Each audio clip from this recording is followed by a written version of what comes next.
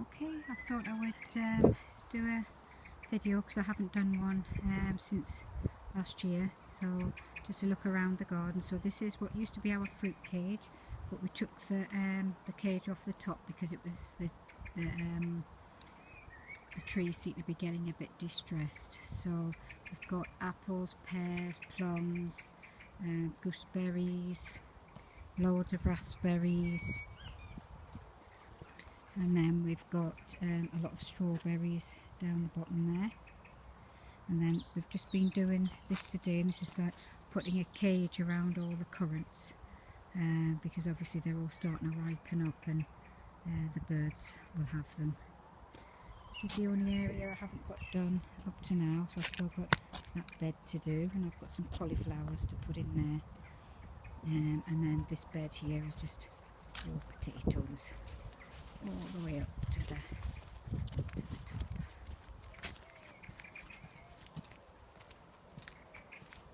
And there's some rhubarb. Oh.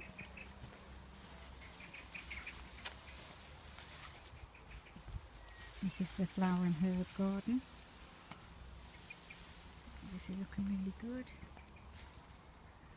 And then the greenhouse.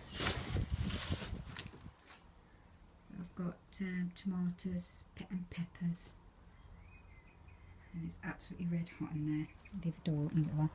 So this is the herb and flower garden continued. I'll come back to the pond area in a moment. So, first bed, and this bed has got swedes and beetroots, so they are starting to come through, but very slowly. And then this bed here is the pea bed, so we've got like a wigwam, and then we've just got a straight one across there. That's that bed. In this bed, anybody who knows me knows I always get my brassicas and my pumpkins and everything and my squash all mixed up. But in this bed we've got black kale, and we've got purple sprout and broccoli. And then we've got the bean bed. So that's a full bean bed, and then I've got two what I think are butternut squash in there as well. So they're French beans and runner beans. This is Lily. She's eating all the seeds off the grass. And then this is one of the squash beds. So that's pumpkins. So that's pumpkins. 3 pumpkins in there. That's rhubarb. And then we've got another 3 pumpkins in here. Well, they're either pumpkins or courgettes. And then we've got 4 courgettes in this one here. I've got them all covered over with netting because the girls, the chickens keep coming on and digging them all up. So I've put netting on as many as I can. This is all going to be spinach. So there is some coming through.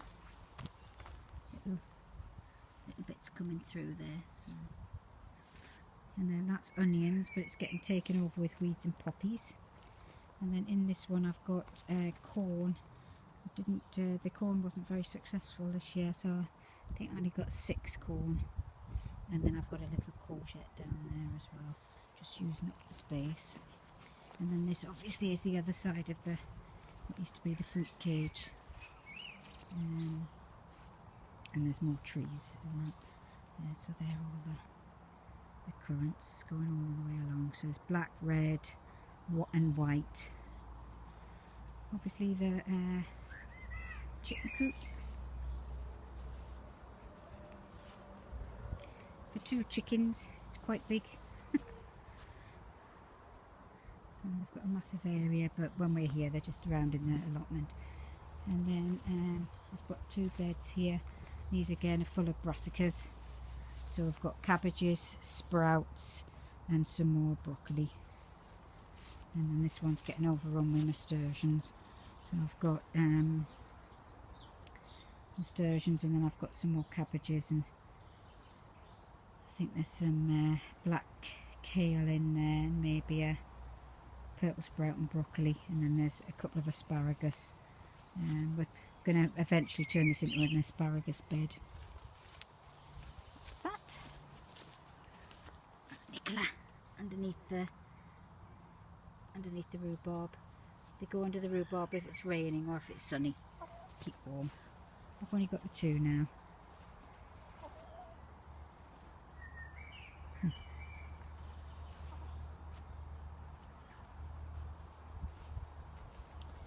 Okay, and then this is one of the polytunnels. We haven't done anything in the other polytunnel. This is the only one that we've got actually anything in. And I've got some herbs down there, and I think there's another, I think it looks like another sprout, another courgette and another bean. And then in this bed there was 12 sweet potatoes, but only one of them has actually leafed up, so at least we're going to have one. And then I've got my fig in here. I've got some nice figs on them. And then I've got the cucumbers, 3 cucumbers, and then the grapevine along there. This bed still needs to be done. And then I've got my blueberry there, and then there's some more broccoli there, or calabrese. So I've got some a bed there, and then that's another grapevine there, and that goes along nearly the full length of the pulley. As I said, the pulley next door hasn't got anything in at the minute. And our leeks, not very big. I don't know if you can see them. Just tiny. And then these are going to be all sunflowers there. And then this is the pond area.